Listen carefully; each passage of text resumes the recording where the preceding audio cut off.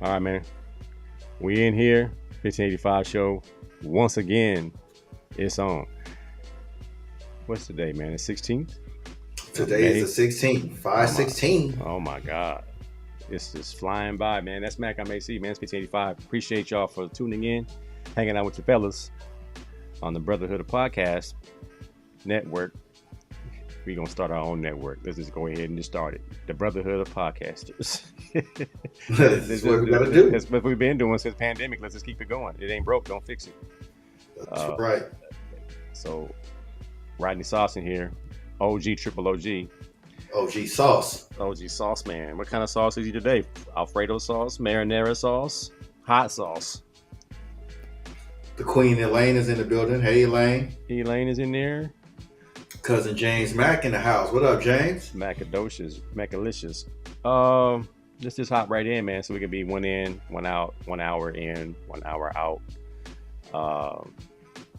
So tonight's topics we got stemming from, again, still talking about how easy it would be to drop NBA players in the NFL. Let's stop a minute. The IQ and intelligence needed to play football at a high level. Then we're going to talk a little bit about the WNBA, a couple of debuts from two very highly touted individuals in Angel Reese and Caitlyn Clark. Rounding it out, you and I were both rookies many moons ago, but we have experiences that can be, Mini. it could be something to share with people that might be interesting. So those are our topics tonight. We'll see how much we get in, but the peopleization, the people out there on social media, Facebook, YouTube, the X. I'm not on LinkedIn with the 1585 show. We got to create an account. Yeah. But we are on Facebook and YouTube and the X. So we appreciate you guys. If you're watching on YouTube, hit that subscribe button and share. If you're on Facebook and the X, go ahead and tweet, retweet, be a assistant as we grow this channel. All right, Mac, man. So the Austin Rivers versus James Jones debate is kind of like fizzling out, kind of like Drake versus K. Dot. Mm-hmm. But the debates have not been solidified with a period or a actual definitive who's right and who's wrong. You and I both play football at a high level, and you brought it up on my show on Tuesday. Nobody talks about the difficulty, the rigor of the intellectual side, the mental side of playing football at a high level. Go ahead and expound on that. What did you mean by that? What I mean by that is you have athletes. You have guys that if you just put them out there in any pickup situation, they can play any sport, baseball, football. You can get a guy who played football and he can become the ringer in softball. Put him in the outfield, he cover all three fields, right, center, and left because he's just an athlete. He can judge a ball. But when it comes to football, and if anybody ever been in, if your high school was intricate in what they do, your defensive playbook is about to be this thick. Your offensive playbook is going to be about that thick because there's schemes, there's plays that set up plays and things like that that you have to know and you have to understand and go through that concept. If you're 2 feet in the wrong place, you just block somebody else's route if you're running a receiver. I tell people all the time, as a receiver, it's hard because you have to read what the quarterback is reading, except that you don't have the advantage of seeing the whole defense. You're actually running to get to a spot and have to look and see where the safety is, where the backers are, where the corner that's guarding you, if he's even in man-to-man coverage, where he's at. And you have to be in the right windows. You have to be in the right space, or you don't even get the ball. You can be out there running the most crisp routes and still don't get the ball because the defense doesn't dictate where the ball is going to go. Or if you're a good running back, you don't have a line, and you have to understand the defensive scheme. We're about to run zone, but they're in a 5-2 defense. That's a whole different run than going up against a 3-4 or a 4-3. And these are things that are broken down in the film room. These things are broken down in film study. There's a lot of intellectual stuff that goes into football. I know people think football is a brute sport. It's not a brute sport because you can learn a play week 1 and never run that play until week 10. And you have to know that play. They call it, you have to know the play, or we might change what we're doing. That ain't working. What we thought that we were going to game plan ain't working. So now we got to go into the playbook. You got to have all two, 300 plays somewhere in your head and know how it works, what the concept is. And on defense is even harder because the offense know where they're going. The defender has to see play recognition, understand where the ball might be going, what could be played off of that. So they might run a play action fake. Where's that going? Where do I need to go to the drop? Yeah, I was fooled by the play action fake. Now where do I drop? I don't just keep rushing the quarterback because it's going to be whole zones and stuff that's open because I have to run first and then drop the pass if there's not a run.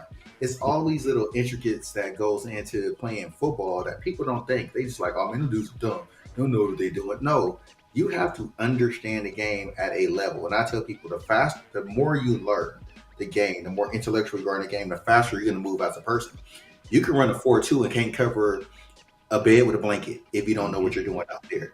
So it's a lot of stuff that goes into it that you can't just say, hey, I'm going to take this guy out of the NBA and then put him in this system that he hasn't been in a long time or hasn't even seen and go, hey, you got to learn this and then go compete with these guys who already have this advantage, who are just as good at athletes as you are.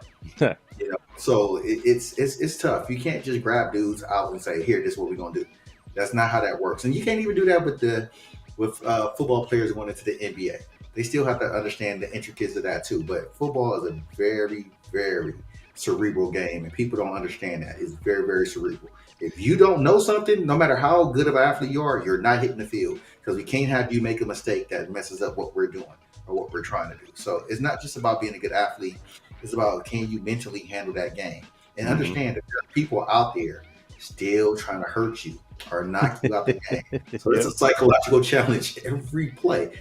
I've totally been cleaned out, and the player is going to the other side, and I'm running and getting smacked because they're trying to take you out of the game. So that's what I. Yeah. I mean, I think you're right on point because we take for granted playing at a high level since we were kids to college to pros, and you hear some of the same terminology, and it's not a shell shock for those who play basketball and pick up football late. For instance, my son, he had to learn a lot of terminology that totally went over his head, like get it in a 9 technique. What? Keep your get your upfield arm free. Aim for his downfield hip. Like small things that you just don't pick up. Whereas you can drop an athlete out on a basketball court and he can be the best athlete out there and get buckets. And one player could dominate a basketball game. Whereas in football, all these working parts. I looked up a couple of plays and how they sounded. To a layperson, what does double right 2200 jet dragon mean?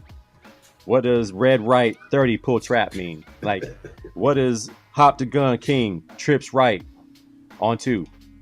Like, if you've heard some of the more, and those are simple plays. If you've ever heard Cam Newton explain or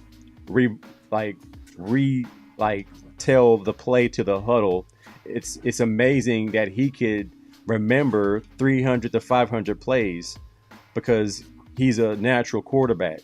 He knows how to set the protection. He knows how to give the running back his job. He knows how to give the receivers their job, and he knows how to give you the quarterback drop. So he's like blue 85, 50, double reverse slide, H wrap on two, and all that stuff has to kind of. And as receivers, we were able just to listen for our cue. What's my cue? What's my cue? Is it left or is it right? Am I running a timing choice route or am I running a timing curl and I have to find a hole? Like everybody has a meticulous job. And on defense, you have about 3 seconds to kind of look at the offense as they come out the huddle. They're in trips. They're to the boundary. It's 3rd and 12. Their best player is over there. I'm on this guy who's not getting the ball. Chances are this quarterback's going to roll right up. Everything happens, and then he's going to down, set, boom, 82. And you have to think and anticipate and remember what you saw on film and believe what you see. There are a couple of positions on the field where you can just drop off an athlete. Put a corner on one receiver on a single side, and you just man that guy up. We're going to play Mm-hmm. zone on this side. You just man that guy up. That's basically what Deion Sanders did. He just manned up on his side, and everybody else played zone. On the rest, Mm-hmm. the whole defense played zone. But that one side is locked up. Defensive ends, you just come off this edge. It's just 3rd and 12. They're going to throw the football. You get the quarterback. Don't worry about run. Don't worry about contain. You beat that tackle, and you get to the quarterback. So there are some positions that you can be a caveman, nose tackle if you don't have any assignment. I remember when I moved to defense and I learned that certain people didn't have assignments. Their job was just to get the ball. Other guys' job was to take on blocks so that one guy, that special guy can make all the tackles. Mm-hmm. And it was just like, whoa, all these things come into play.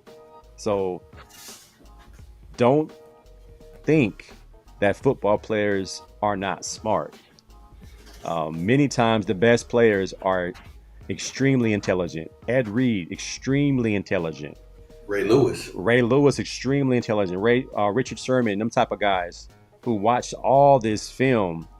Like Richard Sherman's not the best corner in the world, but he was one of the smartest. Like he would just find where the ball was going to go, and he'd find a way to get the ball. Bad technique, bailing, playing cover 3, reading quarterback, and just kind of knowing what's happening, being a smart guy.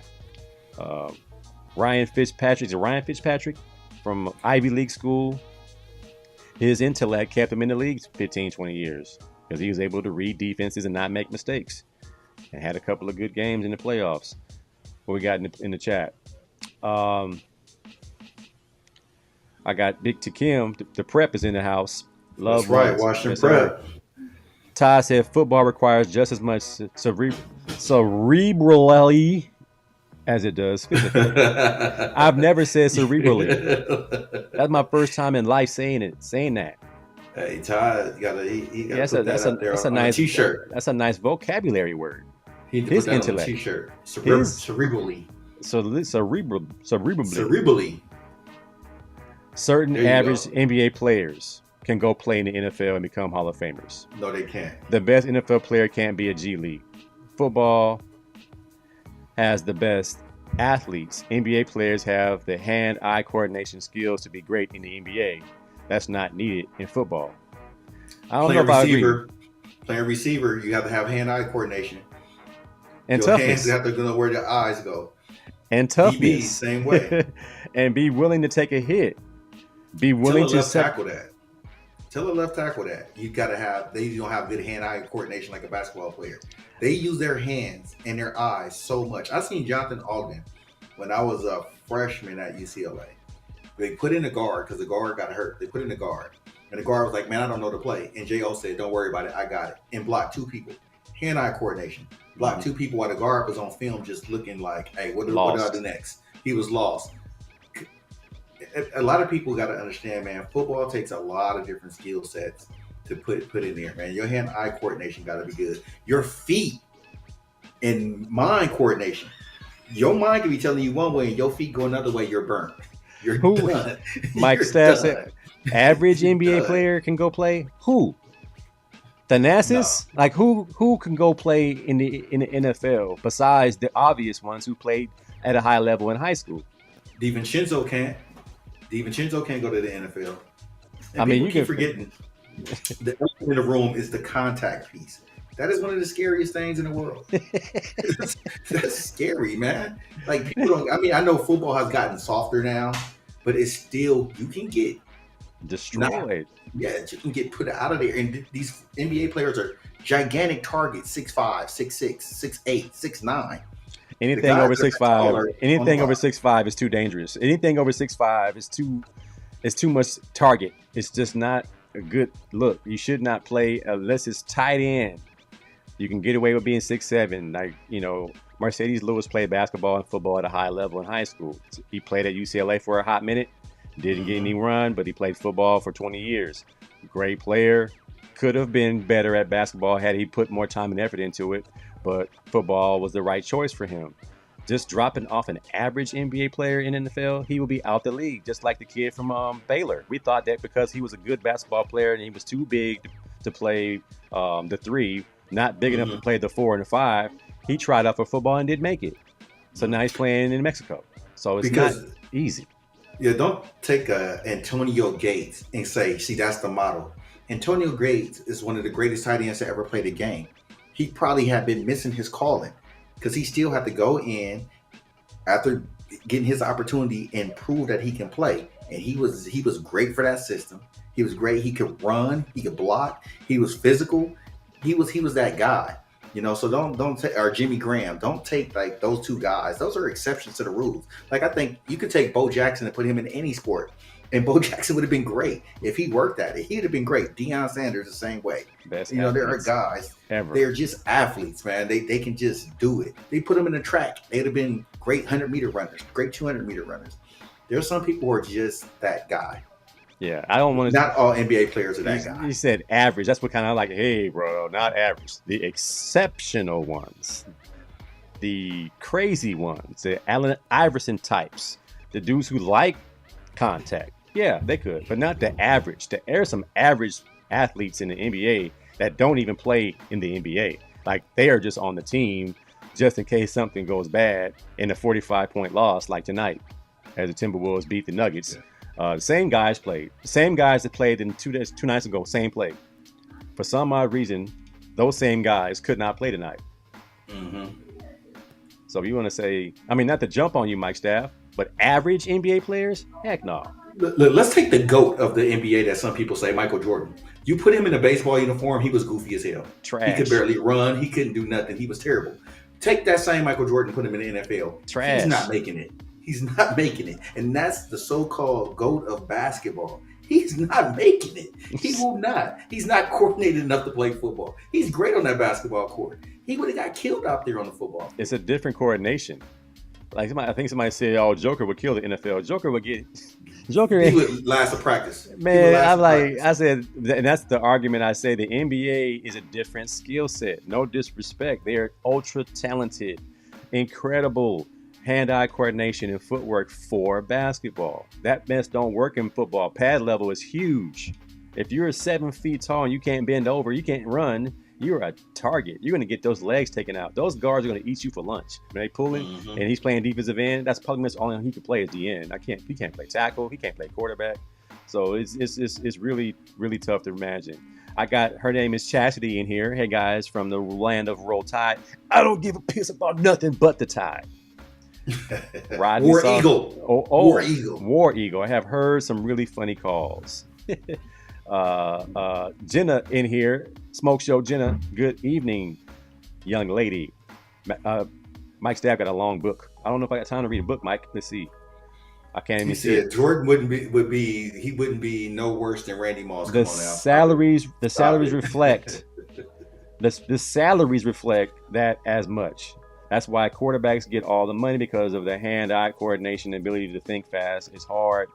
Let's go to baseball. The skill. Football players have a dog mentality, and they should be compensated for that. But you can find more strong, fast athletes than you can find a skilled baller. The best athletic dunkers can't get off the bench in the G League. Mentality, man. And being a dunker doesn't mean nothing. You can just dunk. If you can't put the ball on the ground, you can't defend, you can't do other things, you're not good. You're just a dunker. You're just a dunker. On a good day, I was a dunker because I can't pump the ball. I can get up there, I can't pump the ball. On a good day, I can dunk. I'm not a basketball player. Mike said, you're thinking of hand-eye coordination in regards to act and react. I'm speaking of ability to dribble and shoot. I mean, that's a skill. If you're a professional, you work on the skill so that you can play. Like Jaylen Brown can't dribble, but he's one of the highest paid players in the NBA because he's super athletic.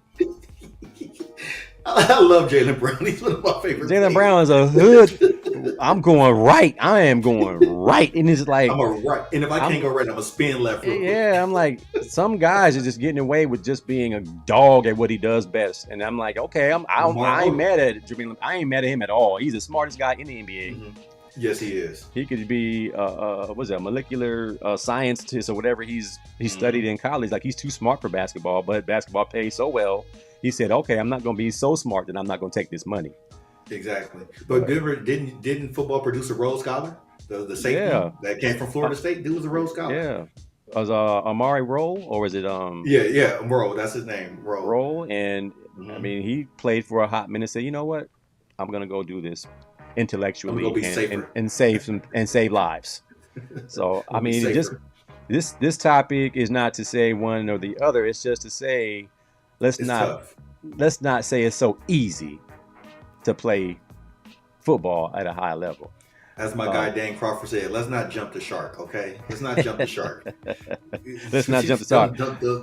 Don't jump the shark. Sweet brother Noomsy said, I get it when it comes to the toughness because I was retired in high school from getting snapped. Doctor says, stick to basketball. Your doctors retire you. That's a wrap. Big Nate said, I'd love seeing the NBA big man try to block Miles Garrett. Oh, that ain't happening. That's not And they happening. wouldn't And play I see Miles guard. Garrett Uh, dunk. oh, he's Like, a oh, monster. he's a monster. Average meaning role player. Y'all had Charlie Ward as a Heisman quarterback, then a role player in the NBA. He was a starting point guard. That's not a role player. I Yeah, thought, but he was a role player. But at the same time, Charlie Ward wasn't getting the. He came too early as far as with his skill set for the NFL. They wasn't ready for that. They had Randall Cunningham. They thought that was just enough. That would die out. Now Charlie Ward would be an easy first round draft pick in the oh NFL. yeah. Easily, Well, easily. you it's a good segue to what you asked me earlier. Has the media blinded us in our own abilities to recognize talent? Like they get to paint a narrative of a student athlete in high school, and we buy it. So you brought up the topic. How can the media write the narrative of a person's career and the entire world is on board for it? Like, is that something we see every single day for every single athlete? It's not like that for every. It's certain athletes you can say like. Let's go back to LeBron when he first came out of high school. I wasn't a believer of what LeBron could do. I was like, he's playing in Ohio. Basketball ain't the same in Ohio. Then they played Westchester that one game with Trevor Ariza and all those guys that were D1 athletes. And LeBron outscored them by himself. And I said, you know what? That dude, He's special. because Trevor Ariza is an NBA talent, a Right. good, serviceable player. He was more than a role player. He's a really good player. But LeBron made them dudes look like. And Westchester had just come off a state championship. They were one of the highest ranked teams in the nation, and he outscored them by himself. And I said that dude is something different, you know. But they had already had that narrative built. So you're gonna either be like, "Oh, I don't believe it until I see it," or nah, those guys wasn't as good because I heard that. But them Westchester guys wasn't as good. I think 3 or 4 of those guys went to the NBA. Right. So it's like that dude was just something different. He was better. And then we look at what we're doing now with Caitlyn Clark, and I've been telling people this since the Final Four, probably even before that. We've seen this before. We've seen Jackie Styles. We've seen Kelsey Plum. We've seen Diana Ionescu. They even try to do it with Breonna Stewart. These girls are good. They're good players. But you're right, this narrative that they are the greatest to ever lace them up on the women's game. And we've seen more. Like Maya Moore is like, man, He's one of the still the most best. amazing basketball players I've ever seen, man or female. Like the girl can ball, but she wasn't getting this type of love or fame. And when she was with the Minnesota Lynx, I think they won like 3 out of 5 championships, and they never went back to back because they had that little rivalry with the Sparks, with Mm-hmm. Candace Parker. But man, that girl can ball, man, and like we've seen this before. But if this is what it's going to take to get butts and seats and Mm-hmm. get that, let's do it. But she can't fail. And right now, over 2 games, she hasn't met up to the hype. It's almost like Lonzo Ball for a second, the way she's not There's no way with the hype. Lonzo Ball could have Yeah, been what Magic Johnson painted him to be, and the yeah. media jumped on board. Like somebody today posted, "How is Peyton Watson in the NBA?" And we're like, So if uber athlete. there was no one and done, he would have went to the NBA out of high school. Like he's the best athlete in college basketball. It's just Cronin didn't have a way to play him, and That it dude's was an like, but he athlete. averaged 3 points. I'm like, that's not what they drafted him on. And I said, Bronny James is going to get drafted because he's one of the best athletes in the draft. And if he's in the right system and given the green light, he'll be a lot better in the pros than he was in college. Don't get mad. That's just how it is. And the media is now saying, Bronny James looks like a prospect. That's all the GMs need to be able to make that pick, to justify that pick. Because the pick comes with LeBron. So, Yeah, that's going to happen. Don't get mad. That's just how the media is saying, hey, forget about what you've seen. LeBron Mm-hmm. James' son has the most hops. He's dunking the ball at 6'1". He's super strong. He plays defense. He might be a first round pick. The Spurs have 2 picks. While on the Spurs, it's just we get spoon fed stories and we have the Mm-hmm. opportunity to either agree or disagree. But if we're spoon fed on every single station, by every single talking head, we begin to believe that this might be actual factual. And I have nothing against Caitlin Clark, Not at but all. but I know that she's going to be challenged, and I know defensively she is not professional yet. She is a Mm-mm. kid. She's getting ran around screens, and she looks really lost. So I was like, "Ooh, she looks terrible out there on defense." And then offensively, she turned it over so many times. Get her out of there. They didn't sub her out at all. Like, get her out of there. She needs to be talked to. And then the coach talks bad about her at this press conference. I'm like, talk to her during the game. Get Yeah. her, bench her, and tell her, hey, we got to control that ball and not turn it over. But the media is like, we need to see Caitlin Clark. That's why you're on TV. Like, it's like the TV's like, if you guys put her on the bench, we're not going to televise your games. That's Yeah. going to mess with her progress. She's I, gonna need a better coach, though. I've seen the Indiana Fever play last year, and I've mm, seen them play this year. They need a new direction. It seems like they don't know what they're doing. Like you see if you watch any of the game against the Liberty tonight, two different teams. Even though the Liberty got four legitimate WNBA stars, two between two of their players, they got three MVPs. So they were a legit team, but it looked so much different than what the Fever were doing. And the Fever got people, they got players, mm, they got athletes on that team, but they don't have a good system. It's not working out for them, and they're going to end up killing Caitlin Clark if they mm. don't get her out of there or get a better coach to put her in a better system and put them girls in a better position. Or let me not say girls; those women in a better position to succeed because they are out coached, they are out schemed, they are being outplayed, and they shouldn't be that way with the talent that they have on that roster. Wasn't Aaliyah Boston Rookie of the Year or something last year? She was a rookie of the year last year. And she got the ball how many times last game? Like, it's just free Yeah, for she didn't even all. get touches. Yeah. AAU. Like, bigs don't get the ball in the AAU. And that's what it looked like. We want to see the Caitlin Mm-hmm. Clark show, and that's not going to work. Versus, I mean, what was the young lady that was balling her, D'ing her up? She is getting a lot of publicity with she get the Oh, blonde hair. Dejanay Carrington. Yeah, she's very good looking and all this other stuff. They just boosted her money up. Now she's about to get a bunch of endorsements. But people forget Dejanay Carrington was part of one of the biggest controversies of the tournament some years ago Was when she she a got transfer? fouled. She transferred from Stanford to Baylor. She got fouled That's on the it. last play of the game against UConn, Mm-hmm. and everybody was like, "That's a foul." And you had some people arguing that wasn't a foul. Play on, but the girl got super hacked. Mm-hmm. But people like her are gonna have a chip because they see Caitlin Clark with all of this, and it's like I've had to fight and scrap to get to where I'm at, and I'm not being like that. And she was a good player at Baylor and at Right. Stanford, and now she's been in the WNBA. She's not a star, but she's a good player, and she was on a team, the Sun, that was really good last year that competed. They were a contender. So she's like, no, she's not going to come up here and show me out. She's not going to come out here and dominate me. I'm that girl.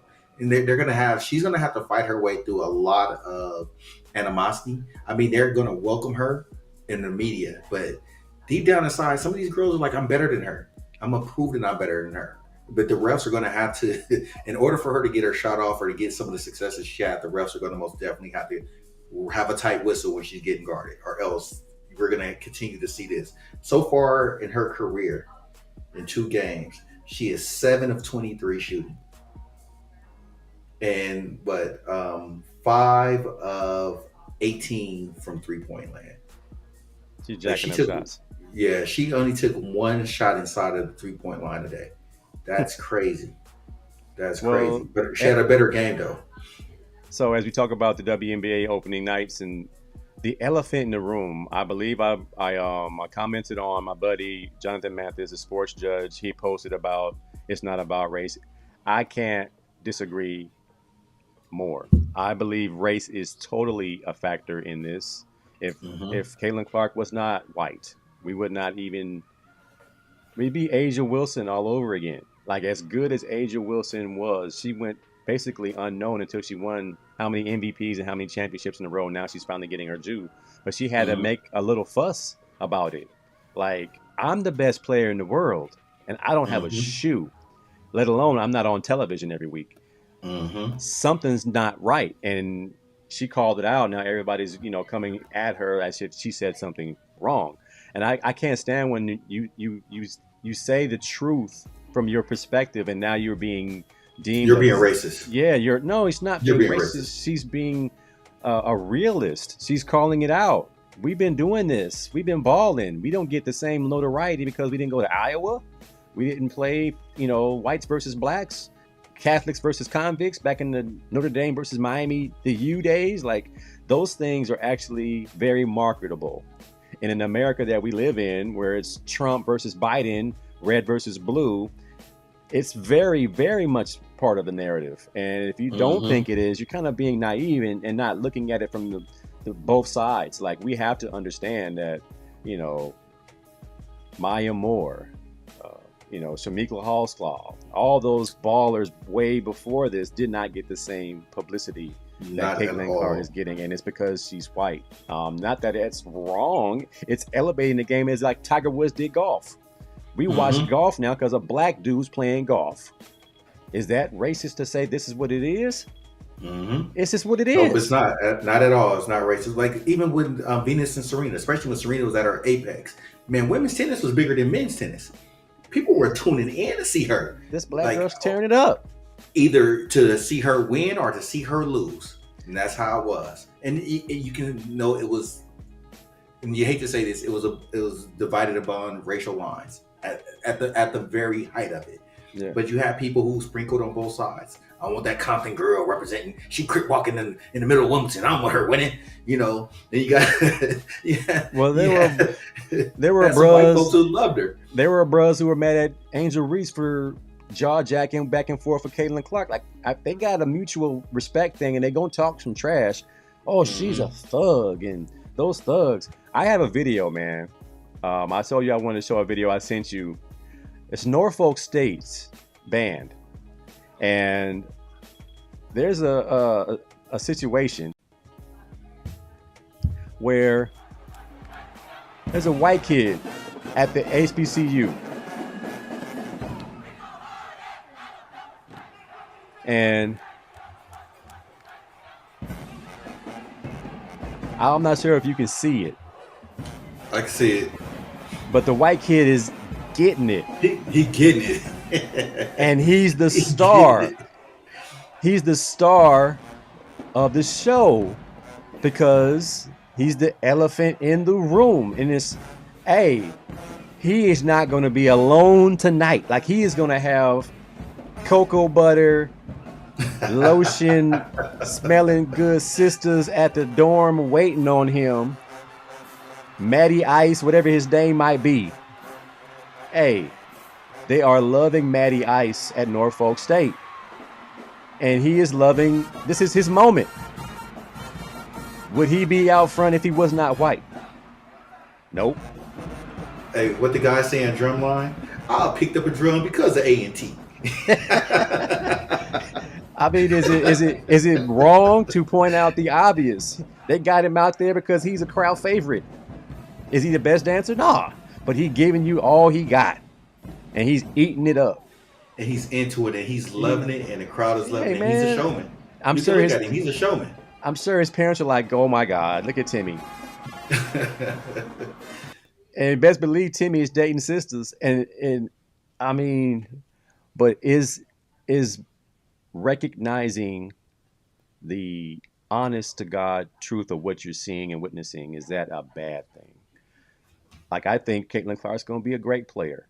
I think it's unfair to her to put her on this pedestal that she's the best ever before she even steps foot in a game. And I think it's not Yeah. fair to her giving her this much pressure to be great before she has an opportunity to be great. And part of that is because she's the great white hope. Whereas Paige Beckers was supposed to be that, but she kept getting hurt. And now we found somebody Hmm. that can do just as much as Paige and shoot it from further out, even more marketable. She's Steph Curry of the women's game, but we see that she's going to struggle, just like Diana Taurasi said she would. Hmm. Because Diana Taurasi knows. Diana Taurasi is a veteran of many leagues. She's played in Turkey. She's played in Russia. She's been on how many Olympic teams? She's been in the WNBA, it seems, since its inception. So it's just like Diana Taurasi knows what she's talking about, and she's seen it. She's seen it. Like I said, Caitlin Clark is not new. Diana Taurasi has seen this before. It took Kelsey Plum. Like if you ever watched Kelsey Plum play in college, she was the one man show. There was not another WNBA talent on those UW teams, and she got them to the Final Four because why? But she was a little bit tougher than Clark. She went to the basket. She would Mm-hmm. cross you up, spin move. She had post game a little bit. She was something different, and she can shoot from deep too. But that's not her game. Her game is to get downhill and get you in bad situations and score. Well, why Now wasn't she's why wasn't she as marketed, like highly marketed? So if you ever see Kelsey Plum and you ever talk to her, she's not what you would call, I hate to say this term, she's not your typical white girl. You know, like she hang out with the sisters. She married a black man. She married the tight end, the old tight end for the Raiders that's now with Darren the Waller. Giants, Darren Waller. You know what I'm saying? She goes on wild and out. She does all that stuff. So when she talks, she doesn't even have this like I'm an innocent girl. She's a baller. Like what she say in Love and Basketball? I'm a ball player. Mm-hmm. Kelsey Plum is a ball player. She Right. just so happened to be female. If she was a male, she'd be just as good doing what she do. She's a ball player, and she just kind of she doesn't carry that. She's gonna say what she wants to say. You can't tell her what to say. She's very outspoken. She's gonna do what she wants to do. She's her own person, and you can't market that when you're trying to get somebody to do something. Just like you couldn't take Allen Iverson and turn him into Michael Jordan. Michael Jordan's gonna do all the smiling and kissing babies, or Iverson might be like, "Let me get the baby out my face." You know, it's just one of those things. The person has to be marketable. Like they say, Jackie Robinson wasn't the first consideration. He was a consideration that wasn't going to fight back. He was going to be the nice guy.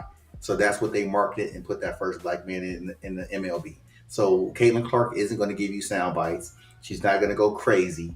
She's not going to say something out of pocket. She's just what they need to market. Yeah. Going to the comments, Mike Reese said you can't change the inherited media bias. Plus, the black media plays into the nonsense unless it benefits them. Strong take. Mike says Maya Moore is the GOAT. She gave my GOAT the work in CP3.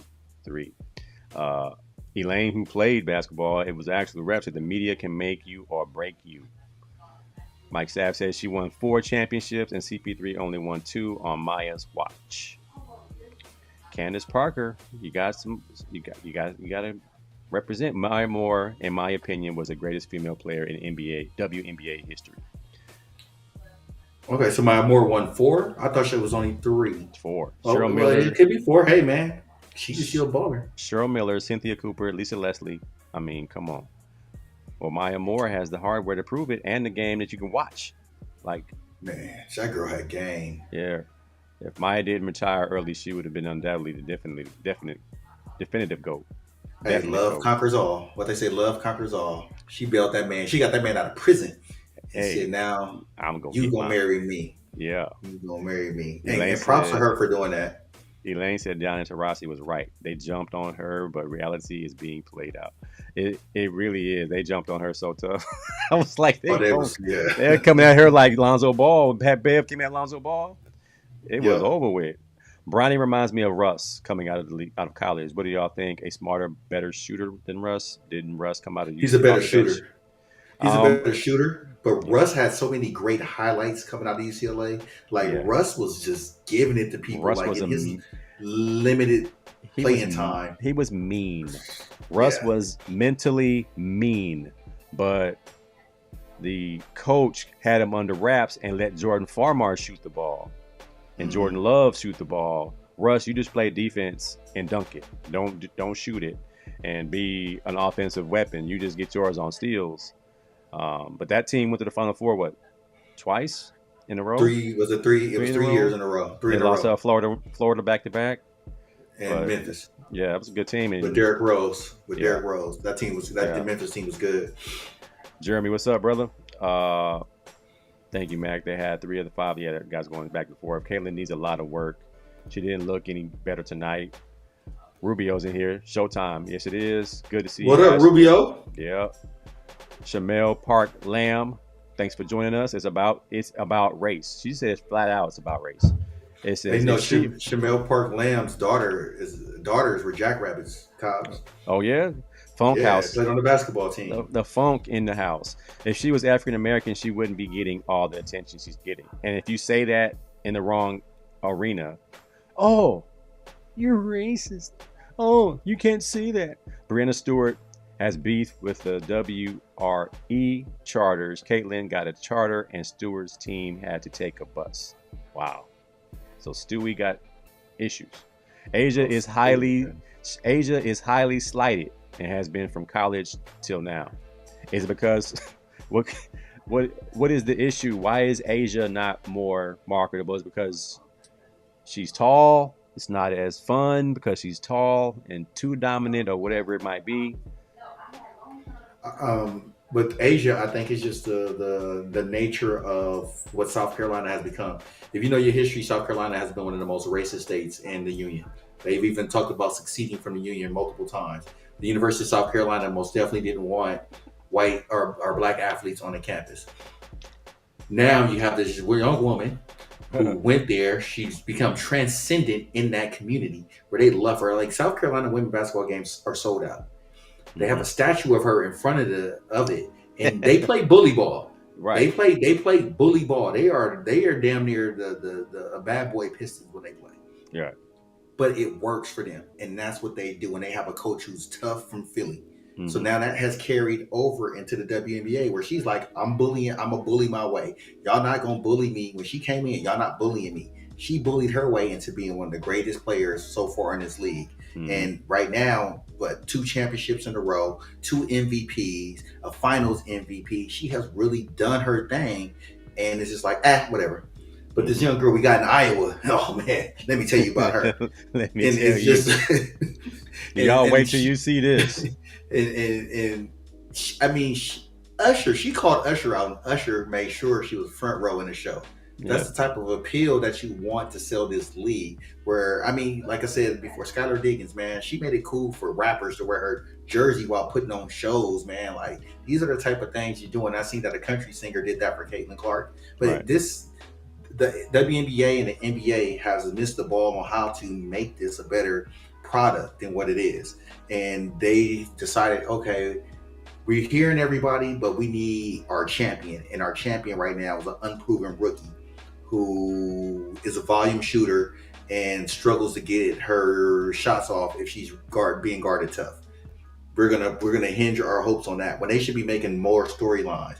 There should be a big rivalry. Make a Mm-hmm. rivalry, and right now you have it, New York and Vegas. Why not? Two Why not? cities that's filled with excitement and sin, and let them go at it. Let Excitement them is go at in. it, and let them go at it and create that rivalry because those teams are the most stacked teams in the WNBA. They have great coaches. Becky Hammond, amazing coach, and was an amazing player when she played. Right. Very tough nosed player. Create, yeah, And create you that, got man. and Angel Reese is quietly, starting her career off and without not a ton of fanfare. I think she had a 12-8 night or rookie, Hmm. debut, and she's going Not to be a very good player. efficient. Not efficient, and now they Cordoza didn't play. She's injured. She's out Hmm. for 4 to 6 weeks, and now they got a underwear commercial that's getting a lot of play. Yeah. So it's they're making the attempt to not only beautify the image, but they're also trying their best to make sure that we don't forget about them. Putting them on ESPN2 during the NBA Hmm.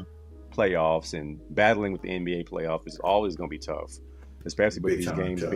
being as exciting as they've been. We got a game 7 with the Nuggets and the Timberwolves this weekend, so Hmm. that's going to be pretty exciting. But you're going to battle that, but you have to make sure you're prepared to take over the airways when the NBA is over.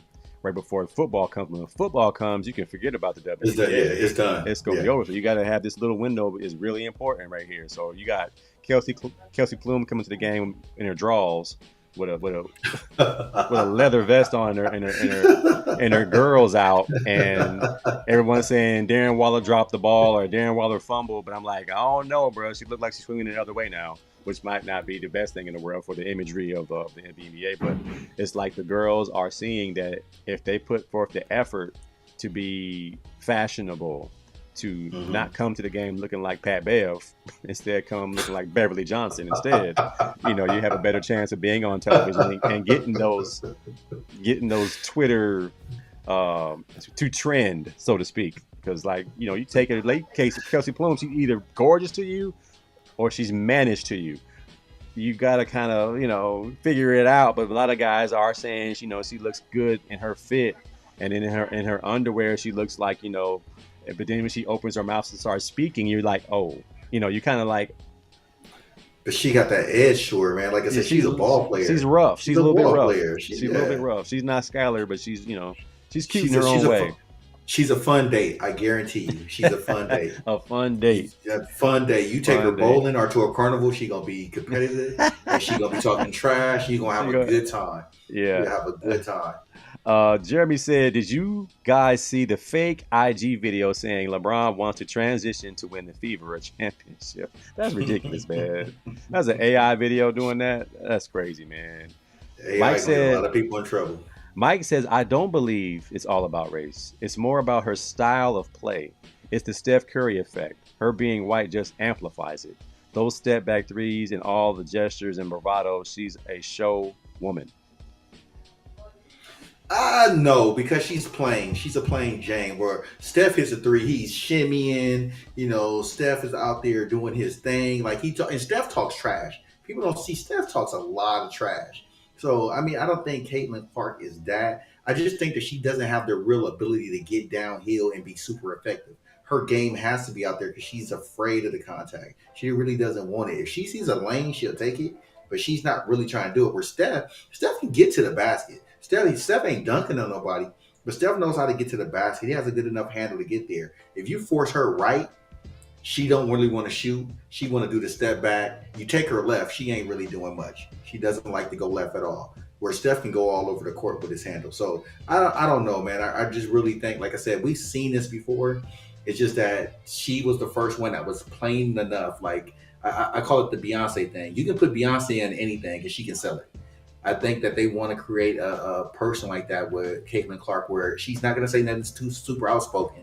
She's not going to be a loose cannon. This is our person. This is who we're going to do. Because Paige Beckers, people forget when she won Player of the Year, she gave homage to the black athletes that came before her. She understood what it was and what it. She hooped like she played at Rutgers over the summer and was like, "I'm going to UConn. I'll see y'all players later next summer at Rutgers." She came out and she looked the part, but she gave homage. Where Caitlin Clark is not. What? Hey, here's your card. Read this. What's the timeline on that speech she gave when she said a sport predominantly played by African American women? That was 2021 or 2019. I think it was 2019 or 2019, 2020. I think she was already 2 years in at UConn, right? Or was she? No, she won player. She won player of the year her freshman year. Then it was Aaliyah Boston. Then it's been Caitlin Clark the next 2 years. So that's not that long ago where she made that. I'm wondering if that played a role in her no longer being the face of white women's basketball. Like I know her injuries did play a part, that she was no longer considered the best. Like next year, she's supposed to be the number one pick if she stays healthy. Yeah. So if this whole Caitlin Clark experiment goes foul, we got Paige Beckers. I'm not throwing a conspiracy out there, but I'm just like, when you make those types of statements, and she also has some Instagram videos where she getting down with the sisters dancing and having TikTok, a good time. Yeah, she does a good so time. We're like, well, we can't control that because she might be too hood. We don't know, but we know Caitlin Clark. She's Wonder Bread. She's straight and narrow. She's jipper and she's good, clean, and wholesome, and we can use that. We can sell Jiffy peanut butter with her. We can sell Wonder Bread. Yep. We can sell blank slate. We can sell Sunny Delight with her. They selling insurance like a good neighbor. The same farmers there. Elaine said, "It's tough but true. It's about race." They feature Chucky. Funny because no one talks more trash or does more than Cameron Brink, but Reese gets the flack. We gonna see it once we finally start letting the media write that narrative. When they finally say, "Well, she is kind of a jerk," I guess we can use that. We can talk about that. Mike says, Serena Williams is great example. Their style of play and dominance is what brought the eyes. What about Tiger Woods? It's the showmanship. It's also that they stand out like a sore thumb because they do not look like the traditional players of that sport. For one, Tiger Woods being allowed to play in the Masters. DJ Singh being allowed to play in the Masters when you were not allowed before, and you win by 17 strokes your first time. Serena Williams dominating a sport. I mean, you figure you go back to Arthur Ashe and Thea was it who else was Yeah, is out there Gibson, yeah, Thea Gibson. It mm-hmm. was an outlier, but now you got sisters with Coco beads Golf. from Compton with beads in their hair and a ghetto daddy. That stuff plays a role, man. I mean, their skill, no doubt about it, they were good. But if they weren't African American or whatever call him, Tiger Woods calls himself Kablasian, would it be the same? Tiger Woods would be Rory McIlroy if he wasn't black. Just a really good player, but Tiger Woods had that extra something. And I believe part of that something was I'm not being accepted, so I'm gonna destroy these dudes. Like Mm-hmm. it's a lot, man. I mean, you can think it's not, but it has to be a part of it. Like we wouldn't be talking about Cooper DeJean if he wasn't white. Yeah, white DB getting drafted for the Eagles. Go Birds. Um, and then, did you hear the thing where it was like Cooper DeJean said he can beat Caitlyn Clark, and then somebody was like, no, he wouldn't. But then they start showing His his dunks, highlights. yeah. I was like, I that was dude like, could move. he's gonna destroy Caitlin Clark. If you're not playing winners and you're not playing foul, like no touch basketball, shots versus shots, no defense, like no hard defense, she'll beat him from deep. But if it's real one on one and he can touch her, he gonna That dude would going kill to the her. cup every time. He was dunking off vert. Jeez. I said, yeah, This dude is an athlete. Cooper DeJean is Rex Chapman. And he's like, this dude. I said, we got us a good one. Like when you get the Eagles have been one of the most progressive teams in history with black quarterbacks and white defensive backs. Like Yep. we don't care. We want the best We're player. gonna buck the stereotypes. We will Buck buck the stereotypes. And stereotypes. I'm all for bucking stereotypes. I'm also all for pointing them out. That's a bad white boy. That's what we talked about last week. That's a bad white boy. I think it's a good thing. I love having a tough white boy on my team. I think Mm-hmm. it's a great thing. It's breaking stereotypes. It's breaking down barriers. We taking away discrimination. Say what you want. It was why Cooper DeJean, despite having top three stats as a cornerback, fell as far as he did. Well, no defensive backs were taken this year. Yeah. This was a tough draft. Defense. This was Yeah, a it tough was all draft. offensive draft, man. This It's was a all tough offensive draft. draft. Hey, Jeremy, no disrespect, but I've watched Cooper DeJean's film, and he won't be playing corner very long. He's a good football player, just like Honey Badger. But I watched him. He didn't play a lick of man to man. He plays zone, and he was a good ball player. He's gonna play for a long time. He's probably like a Namdi, right? You put him in a certain defense, he can. He's gonna You be put him in the ball. cover two, get the ball. Ball. But if you make him out to cover man, but first of all, covering man to man is one of the hardest things to do in football. I don't care what anybody say. Even Prime got burned. Even Rod Woodson got burned. Even Champ Bailey got burned. Even Darrell Reeves got burned. Playing somebody man to man is one of the toughest things in the world to do. So yeah, if he don't get put in that situation, or he can be like your boy from the Cowboys. He gonna give up touchdowns. He gonna get picks too. Oh He yeah, might got he might That's, get 10 picks and give up 15 touchdowns. So I'll put Cooper in there over your boy James Bradbury. He can go sit yeah, down somewhere. Bradbury's done. Yeah, But I love our bye, rookies. Brad. I love our rookies this season. Right, he said now I have to watch the movie Road Trip. Why? Mike said we haven't seen a black woman player do what she's been doing. Maya Moore could have if she wanted to, but she played the right way. And before this Steph wave, that's a whole nother topic, Mike, because when we were coming up, we weren't allowed to shoot that. Like that's a bad shot. Those are bad shots. And Mark Mhm. Jackson made it a good shot. Like Yeah, percentage wise, if you're going to be 40% from the elbow, but 37% from three, doesn't it make more sense to get more points? And before you know it, you got Rick Pitino echoing. If you shoot a long two, you're sitting on the bench. yeah, yeah. Shoot Mark the Jackson three, really brought that mentality. Yeah, and Steph and them are the beneficiaries of it. yeah. Did we talk about this last week? What if you put Caitlin Clark on UConn? Does she get that freedom to take those shots? Because Gino Gino ain't is not having having that. that. He ain't having that. So He ain't having it. systems, and confidence. Because confidence goes a long way with any athlete in any sport, man. If I know I can, it's an 0-3 pitch, and I got the green light still, and that ball comes down the plate, and I swing and I connect and hit a home run. That's great. But I'm not going to hit a home run every time. I might miss that. Now it was a 3-1 count. Now I just put my team in a bad spot, or I might pop out or do something like that instead of working the pitch count. So having that confidence and having that green light to do those type of things, and like I explain to people, Bluter was that type of coach at Iowa. She had Gustafson, who was the leading scorer and the Naismith Player of the Year 3 years previous before Caitlin Clark had even got there. So she was one of the coaches. Hey, I got a player that can put the ball in the bucket. Why am I giving it to these other girls? Go score. Go Yeah. do your thing. And that team got to the Elite Eight with that. So she knew that it can work. And let's give Lisa Bluter her flowers. 30 years of coaching, Division One college basketball, 2 Final Fours, lost in 2 championship games, Elite Eight, Mason Player of the Year. She just retired.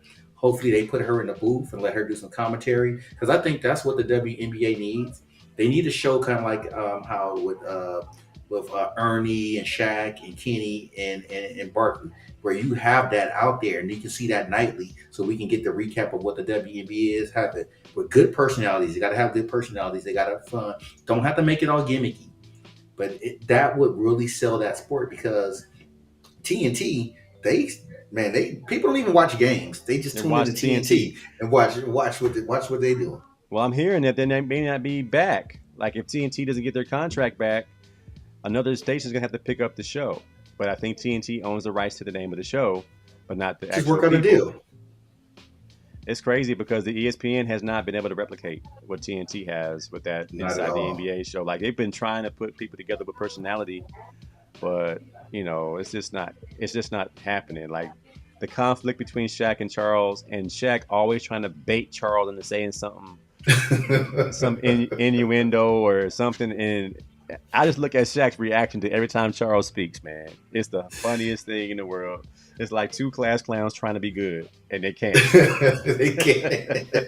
I mean, Everybody get an A if y'all don't make no jokes. nigga, Everybody get an A if y'all man. don't make no jokes. He said when your guy is banging you from behind, you have to bang him back. And Shaq's like, and I was like, it's over with, man. I was like, that's crazy, man. I was playing one time. We were at a wedding once, and my sister-in-law, my wife, were all sitting at the wedding, and the person singing couldn't sing, and we were like, it was kind of like watching Fergie sing the national anthem. You were sitting there like trying not to laugh, and my little cousin said, like just like that. It was over with. Everybody just started busting up laughing. There's no way you can keep character after the floodgate happens. Let it rain, as Rubio says. At that point, it's over with, and it's like Draymond. What national anthem was Draymond laughing? Was that? Oh I man. forgot what it was, but he had to smile and look away. It is so hard, man. Elaine said, "Paige, respect to Paige Beckers as she gave props to the black female athletes."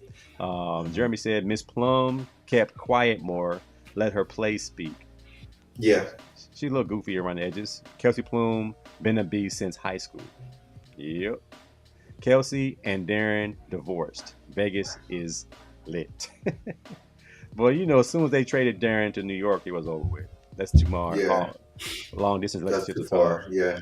She spoke more off the court than on, but didn't say what they wanted her to say. Yeah, I mean, you can be the face or not. Rodney said, "I love Caitlyn's humbleness, and she knows the game and doesn't say anything to bring backlash. The media is causing everything, and she's mentally handling it extremely well." Yeah, and this is like Bryce Young in Carolina. You can't help win for losing because you got a bad team, and everyone's saying Hmm. you're a bust when actually he's a terrible team, and there's nothing Yeah, you can they're a do about terrible it. team. Yeah. And they're not going to get much better anytime soon. I'm like, send Caitlin Clark to the Sparks. Hmm. If you want to save her, you put her in LA, you put her in a big media market, and you make sure you get her a good coach. Sparks coach ain't bad. Right now, the Sparks lost their best talent to Seattle NECA. When she left, you knew the Sparks were doomed because they were just injured last year. Yeah. But yeah, you're probably gonna have to get Caitlin Clark out of Middle America. You're gonna have to get her out of Indianapolis and put her somewhere in the big market and get her good coaching, man. And then I'm telling you, it'll work wonders. Will she be this transcendent star? We don't know, but she won't be with these shooting numbers that she have right now, which But is isn't Indiana supposed to be the hotbed for white basketball? Like that's where Bird played. That's where Indiana, yeah. the Hoosiers, and you thought Hmm. that would be. If it doesn't work out, she goes to Hollywood, and you see what happens. Well, was it Indiana's best player was Tamika Catchings, right? From their inception as a team. So she's not, small town, but it was Tamika Catchings. The girl was a workhorse. She balled, man, and if you seen that thing on ESPN about her, that she was deaf. I didn't know that. Hmm. She was deaf, and she played the game, man. So you're gonna get that organization has to get its feet back underneath them and get in the right direction, and that probably would have to be with coaching, because if Caitlin Clark is going to be the person who puts the WNBA to the next stratosphere, they're going to have to get her some real help in scheme wise, because like I said, they got players, man, and scheme wise, man. And if you've seen Chicago Sky, you can see exactly what they're trying to do. Angel Reese and Elizabeth Williams had the same exact stat line. And then now you get Cardoso, they're going to kill the boards. Those girls Hmm. both had 5 offensive rebounds. Now you're going to get 6, 7 in there. Oh my Wow. God, they're going to Yeah. be killing, man. I see, you can see the plan working. Like, that team is about to be dangerous when they get Cardoso back. Hmm. That's going to She might eat up some of those rebounds, but you got 3 women hitting the boards like that. Oh my God, That's they're more going to be killing shots. people. More Yeah, they're shots. going to be killing, man. I mean, Angel Reese is raw. We knew that when she was at LSU. Her first game, her debut did not surprise me at all. She was going to hustle. She was going to play hard, and that's what she does, man. And I think they got her in the right spot. That they got a plan. This is going to be interesting to see, man. I think they have a chance to really capitalize and push this game forward, man. Yeah. So I wouldn't put Angel Reese as a face though, because she might say something off the cuff that'll make some people mad. Um, Hopefully, she won't be like Bucker from the Chiefs when he gave the commencement speech. Jeez. That's a contextual anomaly. Like he said that speech in an audience of people who agreed. Yes, That's how they but roll at Benedict College, whatever it was. Benedict was it yes, Benedictine, whatever that place was, yeah, and Benedict, yeah, they're very traditional, old school Amish almost. yeah. So, but then you take that speech and throw that bad boy on the Joe Biden trail, and the liberals will destroy him. Shit, they put that on Good Morning America. It was getting destroyed this morning. Like, jeez, they he killing my he guy. said some stuff like get in that kitchen. What did Shaq tell Chuck? He said, "What do you say, Chuck? Why you buy your woman a watch? Because there's a kitchen, there's a clock on the It's clocking the stove." stove.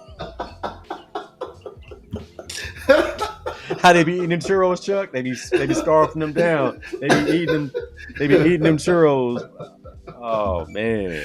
Oh Oh man. man, Mike Staff said Russ more of a dog than Bronny. Oh yeah. Oh yeah. Russ more of a dog than Man, 98% of people that's ever been in the yeah, NBA. Russ is post gunshot Tupac. Like Tupac after he got shot. That's Russ. He ready to Yeah, fight at every. He ready to fight. What was he trying to fight before he got in? He was trying to fight the whole team the other day. Yeah, Russ got an issue. He got anger issues. He way more of a dog. But Bronny's a nice kid. He's a nice, well-spoken kid. He don't have a want in the world except to have his own legacy. hmm Like, that's about it. and I don't think that's that important to him. Like, I would like to play on my own, but if I don't, it's okay. He's just a good kid. I hope that he gets an opportunity to play, even without his dad. Let him play and see what happens. Elaine says she has hmm some arrogance. Yeah, Caitlin Clark has some juice. We see it whenever she hits a big bucket. She's all in it.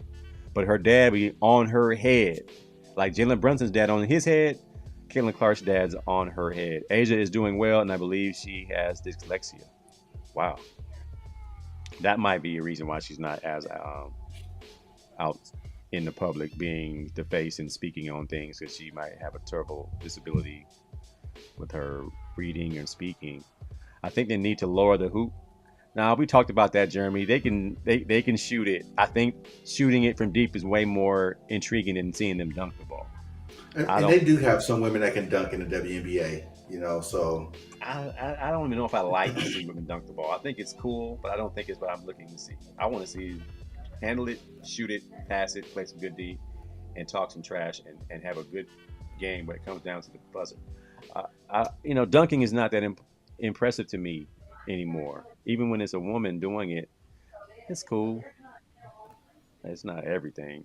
Right? I said rivalry is what would be great for the league's longevity. Exactly. Lane said, no, WNBA is more fundamental basketball. It does not allow high flyers to shine when all you can do is layups. That's why they need to shoot it. They need to shoot it at a high pace, pick and roll, give and go, pick and pop, all that stuff they can do at a high level. Just be Mm-hmm. efficient. Just be efficient and be with some style to it. Put some eyelashes on. Be cute. To put some and Get your your edges baby laid hair down. down. Yeah, Flo J. Get your Johnson got edges a done. Flo J. And they showed you how to do it. Put some lotion on your elbows. Be a woman. It's enough of them out there looking tough. I want to see some of them do it. As a young lady. CP3 in here. Pat Bev. Hey man, they can't be coming out here looking like Pat Bev. A couple of them try. They be trying to come out there looking like a little man. They all need to thank Tia Cooper for letting the ladies know that getting their social media follows up by simply being appealing to the eye. She sure did work the social media angle.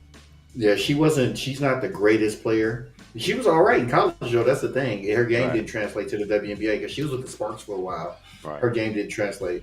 But she was toting a little bit more wagon than everybody else. It might have slowed it down. We Eagles fans over here, Jeremy. We flow with the Eagles. Fly, Eagles fly. And we don't give a piss about nothing but the tide. Caitlyn's game is one dimensional. And that's what Diana Taurasi was saying. Like, she's good, but don't try to think she's a goat. Caitlyn talks trash too, waving people off. Then you can't see me gesture, which Angel did back to her. I mean, yeah, that's what sold those games. Mm-hmm. They sold those games big time, man. Because their sweet was it no Elite Eight game? Oh my God, you'd have thought it was a championship game. Mike, It, yeah. it was big. Mike said we've seen Caitlyn before. Didn't she just break the record? She had a green light, Mike. Like you can't get those stats without having a green light where you don't have any consequence for taking bad shots. But Mike, So whose record did she break? Kelsey Plum's record. We've seen it before. We've seen it before. yeah, you Yeah. get ultimate green lights. Like I still don't think those two young ladies are better than Cheryl Miller. Like we never got to see Cheryl Miller play in WNBA, but we saw her play at USC. I mean, no woman. I mean, Maya Moore, as great as she is, I'm not sure if she would have been better than Cheryl Miller. Cheryl Miller was, I mean, Because wasn't man, Cheryl Miller like it's 6'5"? different. Like she 6'5"? Like she's a huge, Yeah, strong woman. she was different, Strong. man. Yeah. Trying to get caught up. I don't know if we got time to go through everybody. We appreciate everybody commenting, being active in our chat. We appreciate all you guys. Oh yeah, you guys are in there very active. We appreciate all the love. I got Rodney Lee in here. We got to stop by the grab. Rodney Lee said, I'm at a partnership retreat listening to y'all, and all I hear is debates we had in the locker room while we were at UCLA. And Jimmy Mack, Hmm. the OG ghetto bird, will never lose an argument. He should have been a lawyer like me. I Hey, gotta Rod, play. I couldn't do it, man, because I be fighting in the courtroom. I gotta play our song, Rodney. What's our locker room song? 2 p.m. every day. It's who banging every single day. Come to the locker room. UCLA football from year 94 through 96. Who banging on these transformers? Theo from the beat playing in the background. Who banging every day? That's our theme song, man. And if That's y'all our don't know Rodney Lee, one of the greatest catches in UCLA history to the this grab. day, The grab. it's the man. My God, The what a grab. grab! Why did What a K throw the grab! ball? Why did K throw the ball to Rodney? He ain't threw the ball to Rodney all season. In the biggest What a moment catch! of one of the greatest comebacks in the history of UCLA football, he throws it to Rodney Lee, and Rodney What Lee a catch! delivers like it ain't nothing. Like you should Like have. he been doing it all year long. It's nothing. I got you. I'm gonna dive and make it more dramatic, and then show it to you like Newhouse used to teach us. Yo, what a grab! I'm looking at the Man, grab right now in I'm my getting head, like, chills oh right my now. I'm getting God, what a chills. grab! What a What grab. a Everybody was like, grab! who was that? Like, and how did he get so open? Like, because SC was not keying on him. SC was keying on Jimmy Mack and everybody else. Even Jamal had about 4 grabs that game.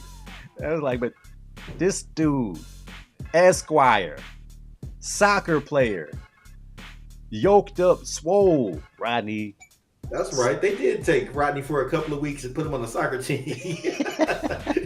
because he was that good. He Like, was, hey, can we Ronnie was borrow him? better than half our soccer team. He was playing the wrong sport. Can we borrow him? We need him real fast. Yeah, man. Mike said Russ equals Kung Fu Kenny versus Drake. Oh Lord. What? What? What? Lotion the elbows. Who banging all season? He said, "Don't say all season who banging." Hey, man. Before we get out of here, man, somebody asked me, um, what was rookie camp like? What was your memory, or either fondest or worst memory of rookie camp? Right now, the NFL players, um, you get the lay of the land because it's just Mhm. rookies and I think first year players at camp on every team in the NFL. What do you remember at your first few days with the Chicago Bears? That's the first team you played for, right? Was the Yeah, Niners? yeah. It was the Bears. Bears. So my first team was the Cardinals. Mhm. What do you remember? Arriving, first practice, introductions. What do you remember about rookie camp that people may not know? What The goes on? the people inside the building, the facilities are ruthless. Hmm. It was me and Booker, Booker from no Bookman from Stanford, and the equipment guy said, "Oh, we got a Stanford and a UCLA guy. Maybe you can teach this dumb." And I ain't gonna say the player name because he was a really good dude, man. That means y'all can teach him the playbook. You got two Oh, geniuses in the building, so they were in this cat went to Northwestern, so it wasn't like he went to a terrible school, man. They're like, "Yeah, I'll yeah, teach you that's the academic playbook." school too. Yeah. And I'm like, wow, like that. I mean, they talk, they're very ruthless. Everybody's entitled in here, so they're going to give their opinion about you no matter what. And I couldn't catch a cold. I was so nervous and I was still so upset that I didn't get drafted that I was shook. I was out of my element. My confidence was really down. And I think the thing that made them not cut me is we went into the indoor facility and I had on some high tops because I wasn't expecting to run a 40. I ran 4.41 in high tops. And they were like, Some they sharks were and some high top yeah, sharks. some high tops, man. And they were like, okay. All right. And that's what I remember of that first week. That it was 3 days, High and I tops. just couldn't catch nothing, man. I was so in myself, and so I felt so disappointed in myself that I didn't get drafted. I didn't understand why.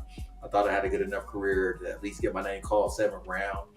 The prediction was I'd be a fifth round pick, and Mm-hmm. I didn't get my name called. So that's what I remember. They were ruthless in the building. I couldn't catch nothing. I don't think I made one grab in 1-on-1s or 7-on or nothing. And Wow. then I turned around and ran that 4.41, and they were like, "Okay, we can use this kid. Let's see what we can get out of him." Right. And that's what I remember. What about you, Yeah. man? I remember getting off the plane. I remember meeting Trey Junkin, the long snapper for the Arizona Cardinals. And I'm thinking, this is rookie camp. Why is this old dude picking me up? Like, why is this old dude here at the airport with me? And I guess he was coming in to get some extra work and just kind of getting there, getting the lay of the land where everything was. And Arizona rookie camp was actually at the facility in Phoenix, and it was 125 degrees outside, and we had to go out there, and dudes was tapping out because once you step foot out the locker room, that heat hits you. It was so hot that McDonald's delivered, like it was hot, Mm. and that was just part of it. Like if you're gonna play in Arizona, this is part of the deal. And most of us who believe we take your little knee and say your little prayer and go out there and practice. I just remember how hot it was. I'm like, there's no way. And the rookie camp, it was three corners. It was three of us, three corners, and I think three safeties. And we had to do defensive back drills as if there was a full 15 dudes. And I mean, just dog tired. And then the first round pick starts taking in a knee because he got, $4 or $5 million signing bonus, so he can do whatever he want to do, Mm-hmm. and not even be that good. And his name was Todd Light, the homie, but he was. I wouldn't say he was lazy. He just wasn't, on it as he probably should have. Me and Ty Howard from Ohio State were playing left and right corner, getting all the reps. Dude's taking us deep every single play, just getting dog tired. And Ty Howard was a third round pick, so he was going to be on the team regardless too. Me being a rookie free agent with no cachet, a $5,000 signing bonus, I was going to get cut unless something miraculous happened and one of these guys gets injured or something like that. So I just Mm-hmm. remember me going up a rabbit hole of making plays, doing the most, trying my best to outplay these two draft picks, and it was just like it was just it wasn't discouraging, but it was just kind of like, man, I'm doing all this and I'm probably still gonna get cut. But Mm-hmm. my agent and my mentors at Long Beach Poly were like, you have to just play well against the teams you got scrimmage against, because it looks like you're probably going to be the odd man out if they're going to keep two rookie corners. And if you could play safety as well, then you might make your stock a little bit higher. But my strong point was playing corner, because I was a bigger corner. I was a small safety, but a big corner. And, it just didn't work out.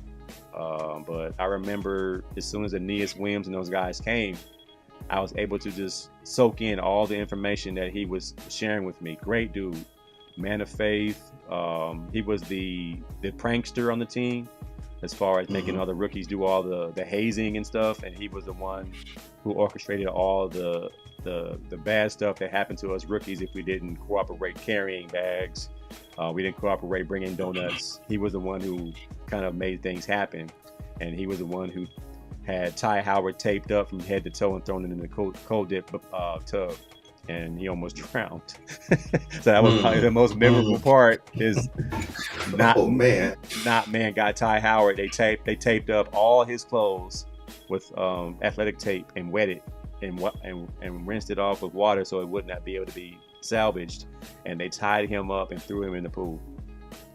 And I was kind of That's like, it was that's wild, harsh. man. It was That's wild. harsh. That's harsh. It's like they let him drown for 35 seconds or so, and then they let us rookies help him out, get him out. And he was so angry. He was so angry the rest of the camp. It was like funny.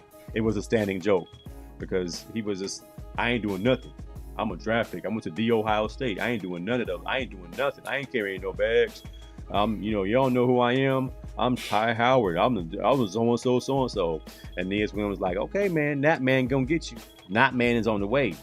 Who's not man? You'll find out. All his clothes knotted up, and they threw his butt in the pool. It was a wrap, man. But as far as the instant pressure of making the team, like, I don't know if Oh you've ever man. if you ever Yeah. had that. Like, you've played sports your entire life, and your dad was a coach, and you played. Mhm. You were always probably the best athlete. I was always the best athlete, and I was always gonna make it.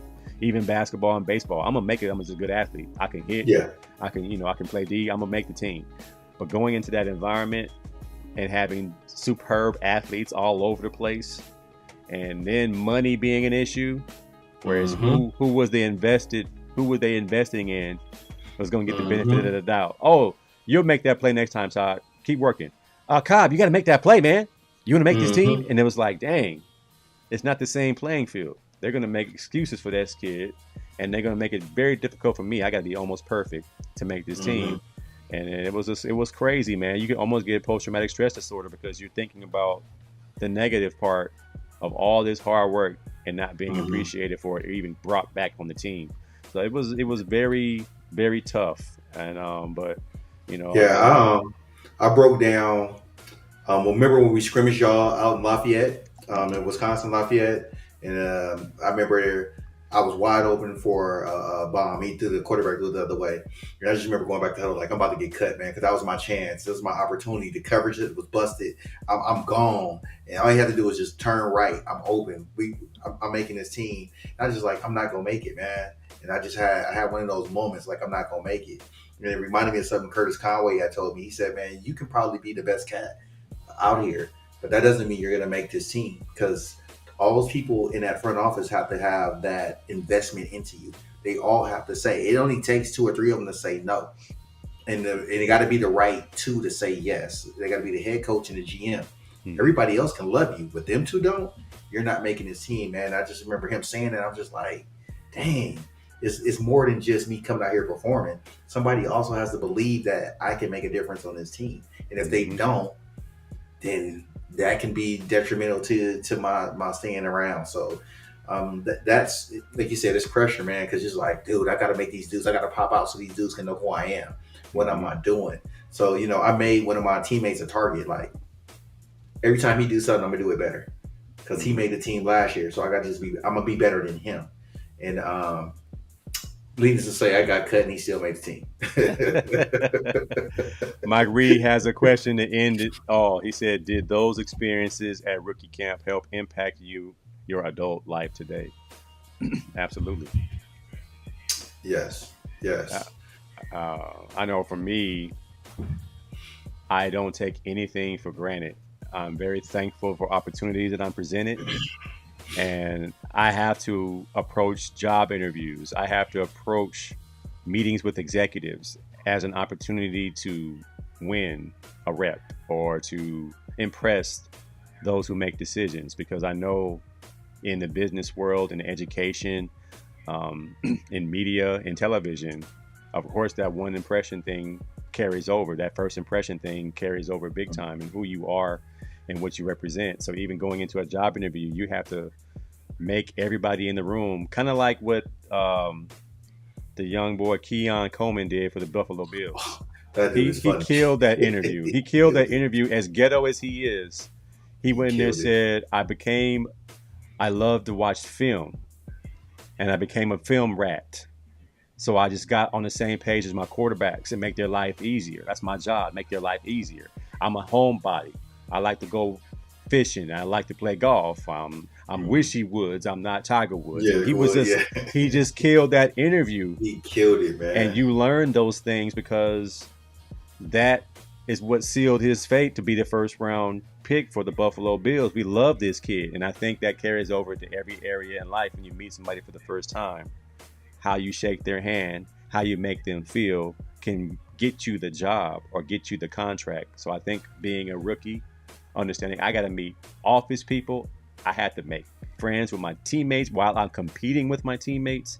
So all Hmm. those little skills, not playing the game, the skills needed to join a team of grown men in a job interview. Like, it's not the easiest thing in the world. And you have, like Caleb Williams said a good thing last week, I have to go and meet my teammates, and I have to go in there and make my presence felt in a way that they don't feel like I'm just trying to be an outlier. I'm trying to be a part of a team that's successful. And I Hmm. think that's one thing you learn from rookie camp is quickly you got to make that your priority, is how do I fit in there and how do I make everyone Hmm. know that I'm on the same page as you guys. What about you, Mac?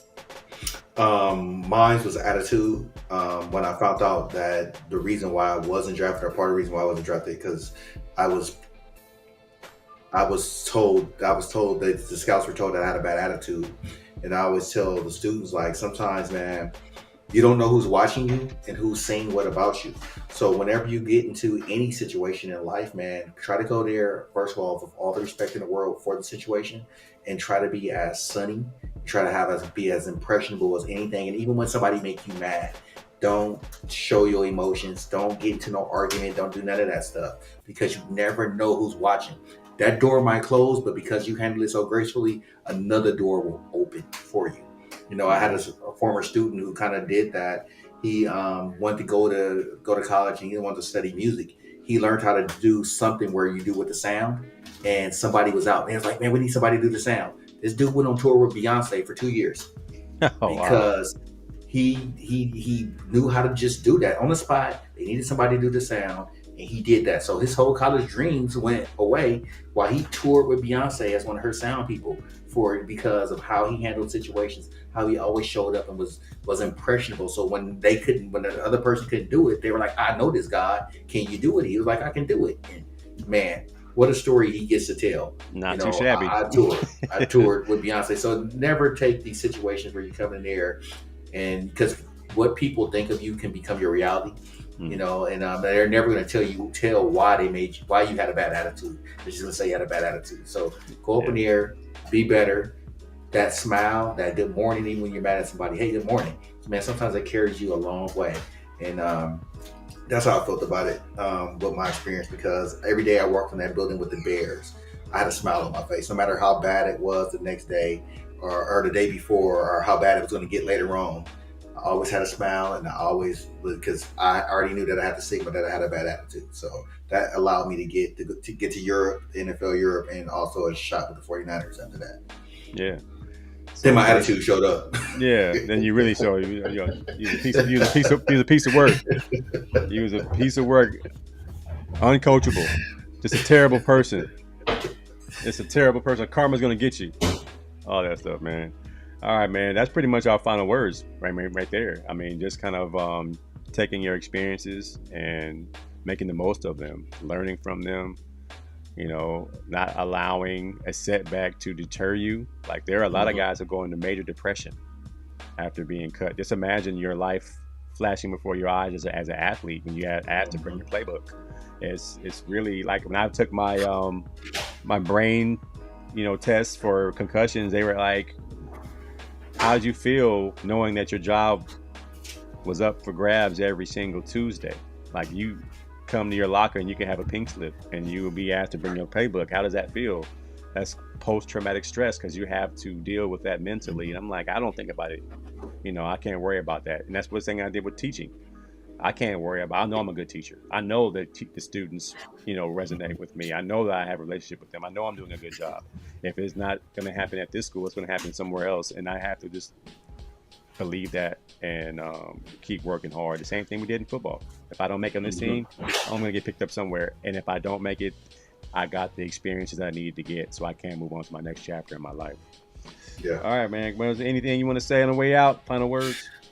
Oh man, always, man. Thanks for you guys tuning in, man. You know how the 1585 fan roll, man. We love you guys. We love having the interaction with you guys, man. It's always good to see guest appearances like guys like Rodney Lee, and our usual crew with J Mac and Elaine and all that, man. We love you guys, man. So just keep supporting us, man, and hopefully we make your Thursday nights a good.